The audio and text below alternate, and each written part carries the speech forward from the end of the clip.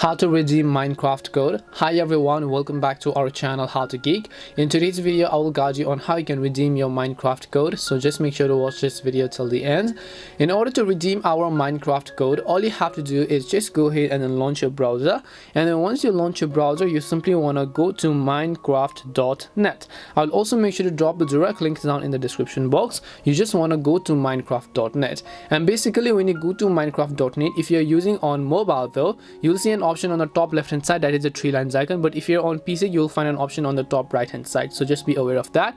Just tap on the tree lines icon and then you'll find the option called redeem, which you see at the bottom of the screen for mobile users. And when you tap on redeem, depending upon what kind of gift card you have, because you have Java and Bedrock edition, you have only Java edition, or you have Realms Plus edition, you have the Creator Series code, you also have Windows 10 code, and whatever type of code that you have, depending upon what kind of gift card, just enter the code in that specific place, and once you actually enter the code in that given box, you can just tap on submit and your Minecraft code will be successfully redeemed.